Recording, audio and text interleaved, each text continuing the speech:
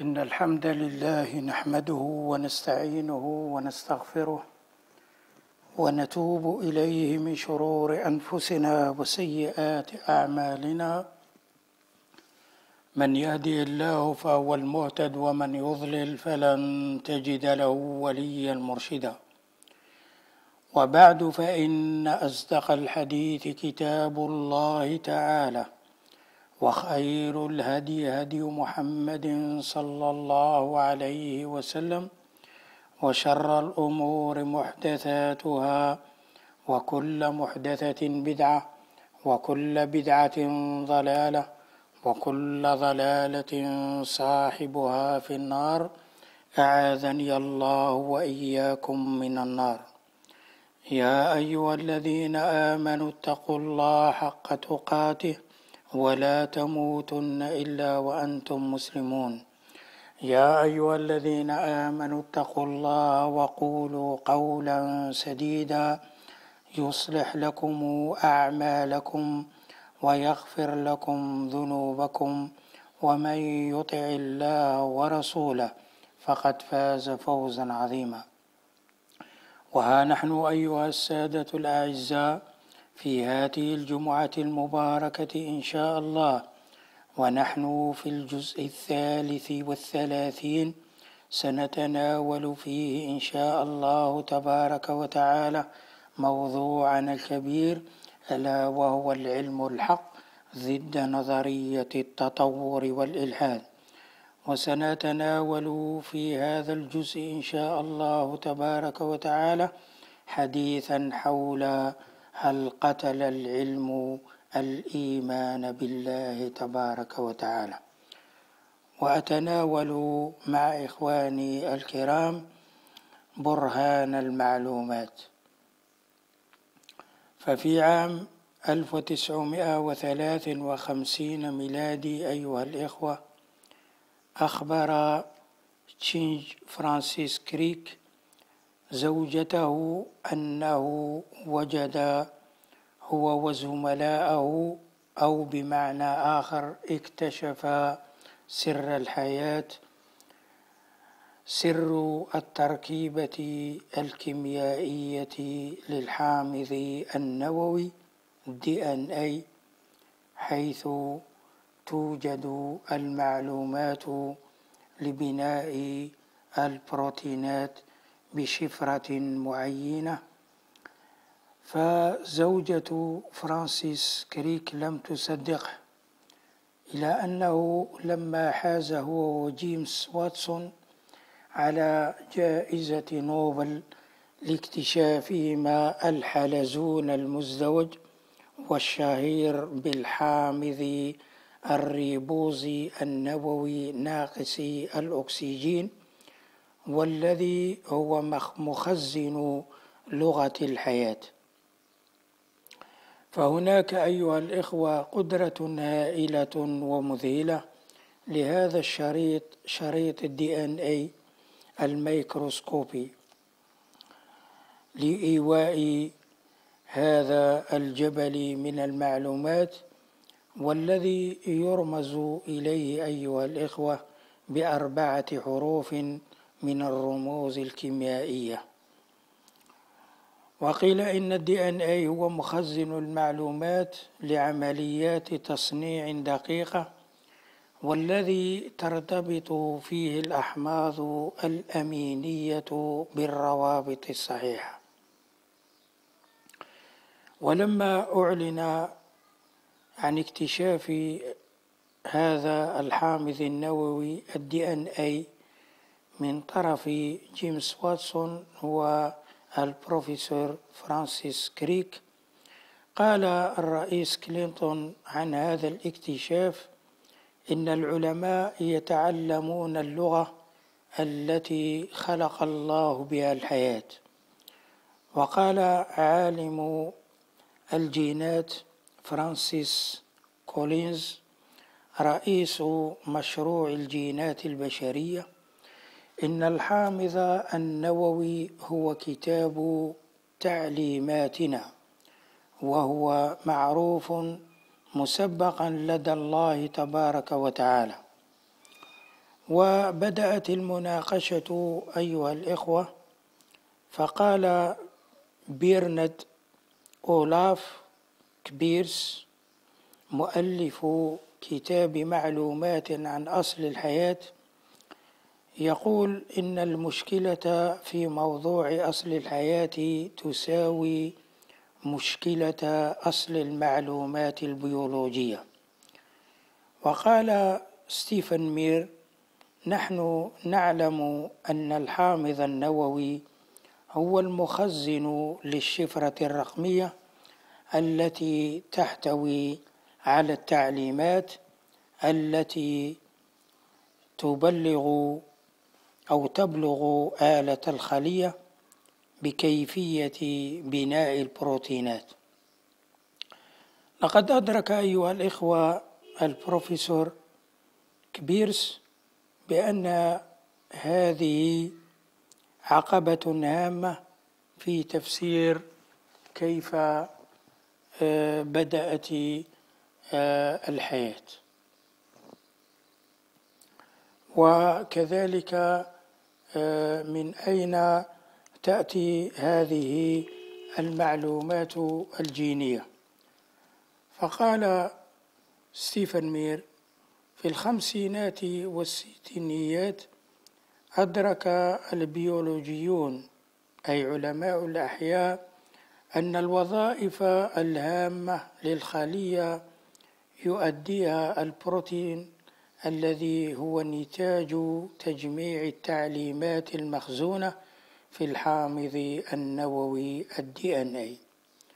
وقال البروفيسور ستيفن مير: إن البروتينات هي مفتاح الجزيئات في الخلية، ولا يمكن وجود حياة بدونها. وقال أيضا: من أين أتت تلك البروتينات؟ وقال: ما هو مصدر تجمع المعلومات في الحامض النووي والمسؤولة عن الأحماض الأمينية ذات البعد الواحد، والتي تخلق الأشكال ذات الأبعاد الثلاثية للبروتينات. إن الصفات العاملة أيها الإخوة في البروتينات مشتقة من المعلومات المخزونة في جزيء الحامض النووي.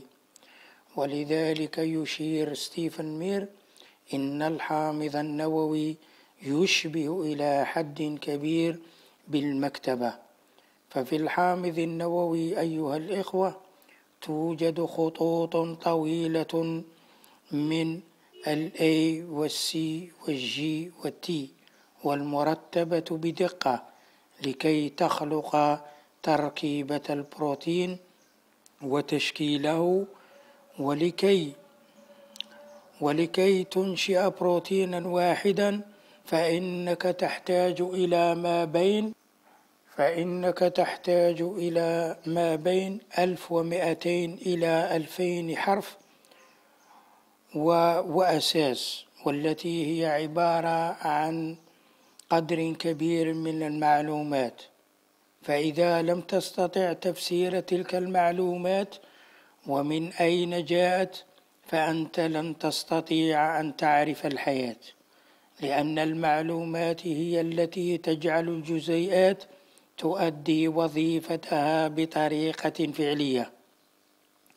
وقال البروفيسور ستيفن مير: إن وجود المعلومات في الخلية يفسر بطريقة أفضل بواسطة نشاط قوة ذكية.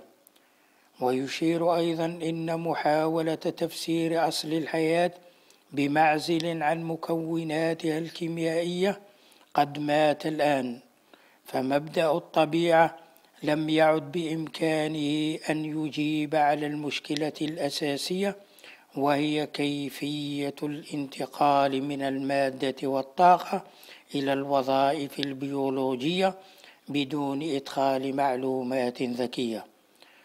وقال أيضا إن المعلومات ليست شيئا مأخوذا من خواص مادية، إنها تتجاوز المادة والطاقة والنظريات الطبيعية التي تعتمد فقط على المادة والطاقة.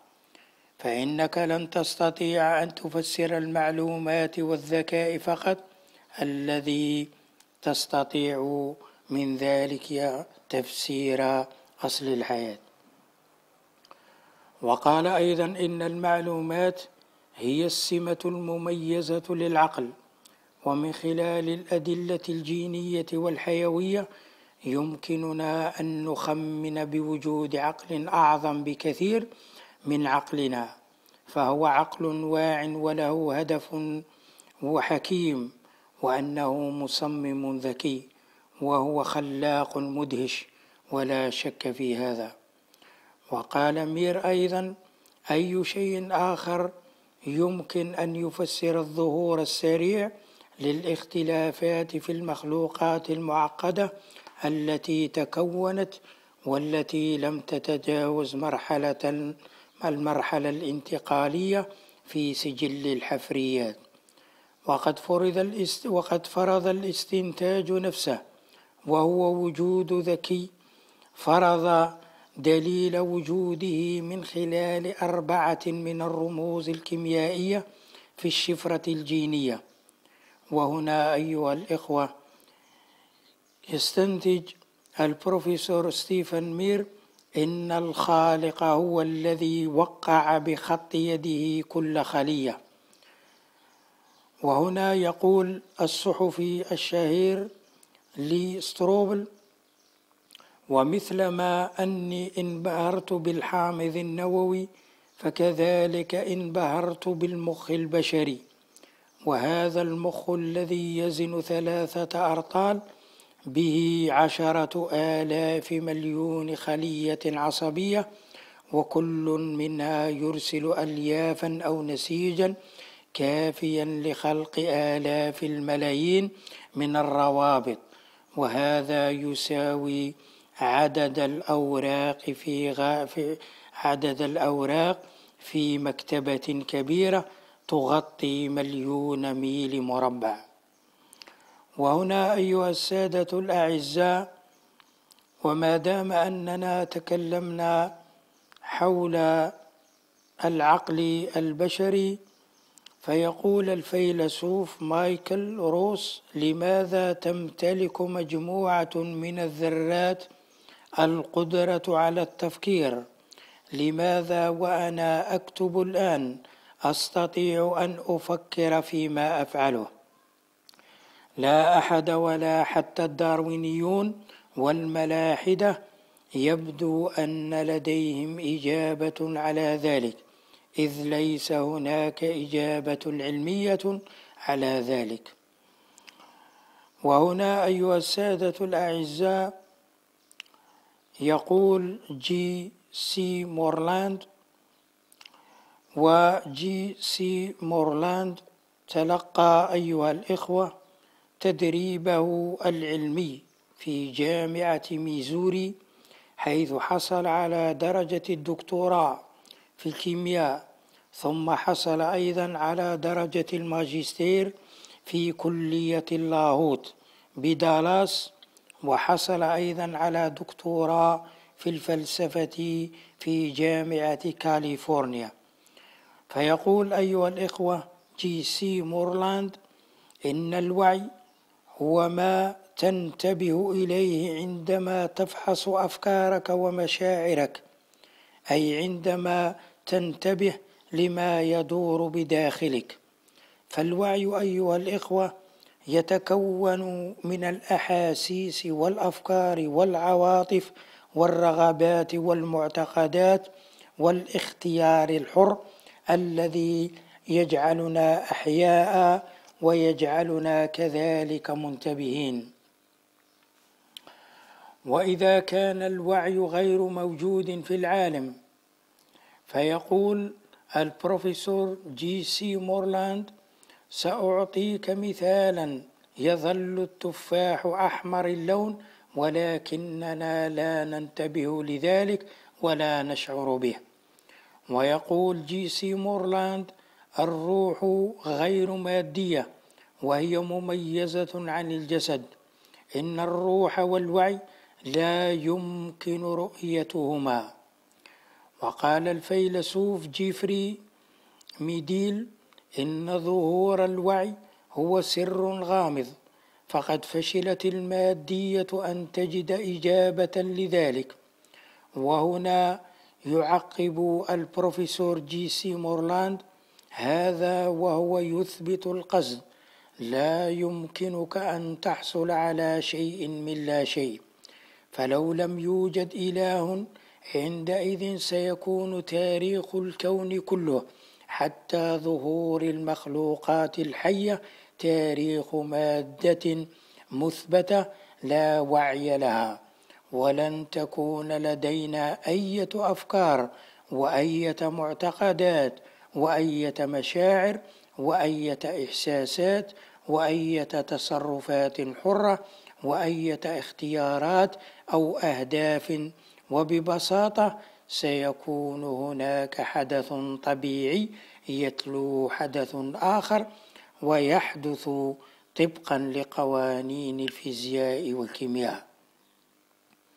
وقال جي سي مورلاند: أيها الإخوة، لم يعد يتعامل مع المادة كما كان يتعامل معها الملحدون وأصحاب المذهب الطبيعي كمادة صماء، والتي يمكن وصفها بقوانين الكيمياء والطبيعة. والآن هم ينسبون إليها، أي لهذه المادة، قوة كامنة عصبية روحية عقلية.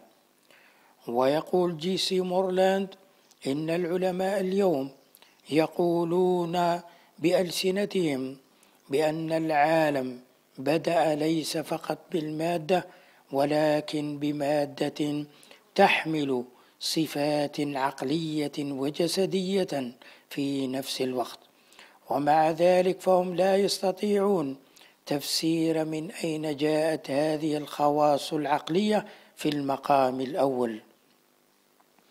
وهنا أيها الإخوة الأكارم يقول أيضا البروفيسور جورج ستانيشو: إن الفيزياء وعلم الأعصاب وعلم النفس الإنساني كلها تصب في نفس المبدأ، وهو أن العقل ليس أقل قدرا من المادة. والتوقع الباطل في أن المادة قد تتمكن في يوم ما أن تفسر ما هو العقل إنه يشبه الكيميائي الذي يحلم بإنتاج الذهب من الرصاص. وهنا أيها السادة الأعزاء قال ويرنر فون براون أبو علم الفضاء: إن الأسرار الغامضة الكثيرة الموجودة في الكون يجب أن تؤكد إيماننا بخالق الكون. وإني لأجد صعوبة في فهم عالم لا يعترف بوجود قوة عاقلة خارقة للطبيعة وراء وجود هذا الكون تماما، مثل ما يصعب علي فهم عالم اللاهوت لا ينكر التقدم العلمي. إن الأبحاث العلمية الحديثة فيما سبق ذكره أيها السادة الأعزاء في كل أجزائنا أيدت وجهة النظر التي تقول بأن العقل والوعي والروح هي كيانات منفصلة عن المخ البشري. وهنا أيها الإخوة يقول جي سي مورلاند البروفيسور الشهير: لا يمكنك أن تحصل على شيء من لا شيء، فإذا كان الكون نشأ من مادة ميتة لا وعي فيها، فكيف يمكنك إذن أن تحصل على شيء مختلف تماما، وعي وحياة وتفكير ومشاعر وكذا مخلوقات حية، على المادة التي ليست بها مثل هذه الأشياء. ولكن إذا بدأ كل شيء من فكر وعقل من الله، فليست لدينا مشكلة في تفسير مصدر وأصل عقولنا. وإن دليل علم الفلك يوضح أن الخالق سبحانه وتعالى كان مبدعا ودقيقا في خلق الأشياء، وذلك لإيجادها لمخلوقاته التي أوجدها على هاته البسيطة، ألا وهي الأرض.